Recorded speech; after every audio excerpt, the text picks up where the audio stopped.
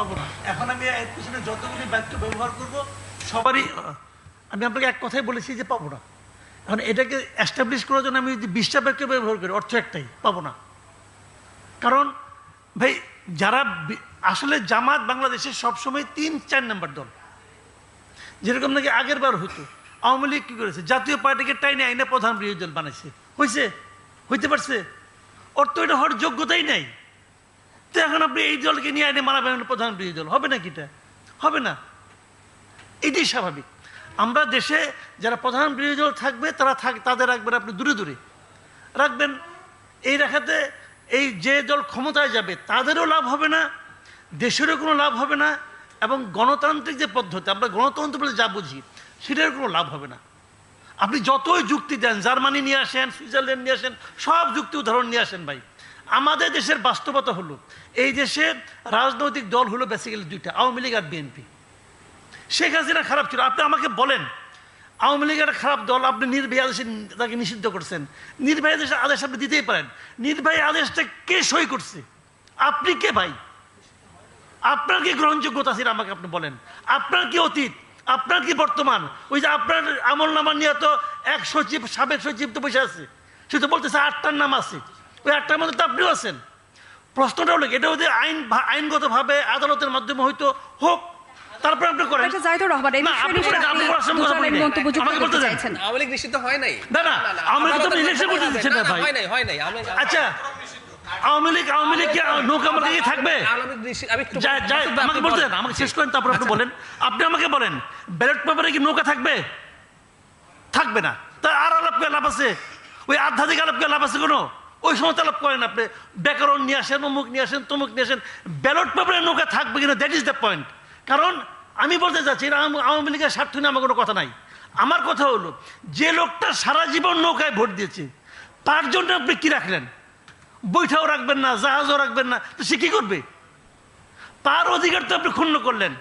একটা রাষ্ট্র, একটা সরকার যখন এই ধরনের কাজ করে সেই কাজটাকে আর আপনি যত খুশি বলেন। আমি এটার একটা জবাব দিই। মানে আওয়ামী লীগ কি করবে? আওয়ামী লীগ যদি মনে করে তার জনসমর্থন আছে, পাকিস্তানের তেহরিক ইনসাফের দল নিষিদ্ধ করা হয়েছে,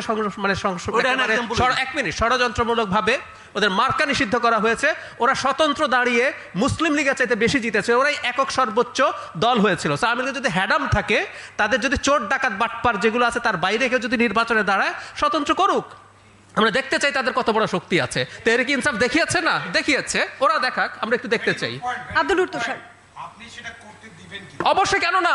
যার বিরুদ্ধে নির্বাচন, জি, আপনি করতে দিবেন না এই জন্য যে আপনি চাইবেন না যে তারা স্বতন্ত্র দাঁড়াক। আপনারা একটা কাজ করতে পারেন, রাজনৈতিক দলেরা একটা কাজ করেন।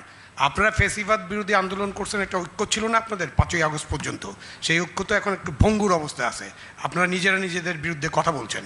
আপনারা ফেসিবাদ বিরোধী ঐক্য করেন, ইনক্লুসিভ নির্বাচন করেন, আওয়ামী লীগের বিরুদ্ধে ফেসিবাদী ঐক্য করে তাদেরকে সহায় দেন। না, সেটা না। আওয়ামী লীগ স্বতন্ত্র নির্বাচন করতে পারবে না, এই কথা কোথাও নাই। স্বতন্ত্র নির্বাচন আওয়ামী লীগ করবে কেন? That is not Awami League. না, আওয়ামী লীগ একটা রাজনৈতিক দল।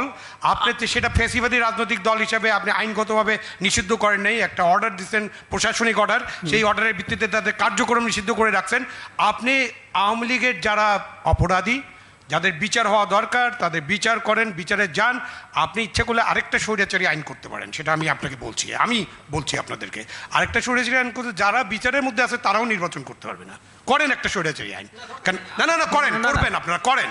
করে আপনি আওয়ামী লীগের সাথে ফেসিবাদ বিরোধী ঐক্য করেন সবাই মিলে, বিএনপির নেতৃত্বে ফেসিবাদ বিরোধী ঐক্য বা জামাতের নেতৃত্বে করেন। বা আওয়ামী লীগ তো দলই না, নির্বাচন কেন করবে? আমি তো সেটা আপনি মনে করেন, কোনো কারণ কারণ আমরা এটা আপনার ব্যক্তিগত মতামত, পরাজিত করতে আসবে না। ও পলিটিক্যাল পার্টি না, ও পলিটিক্যাল সিস্টেমে আসবে কেন? জাহিদ, পশ্চিম ইউরোপের উদাহরণ দিয়ে কোনো লাভ নাই। লাভ আছে, ডেমোক্রেসি ওখান থেকে শিখেছি আমরা, ডেমোক্রেসি ওখান থেকে শিখেছি। ডেমোক্রেসি আমরা আবিষ্কার করি নাই।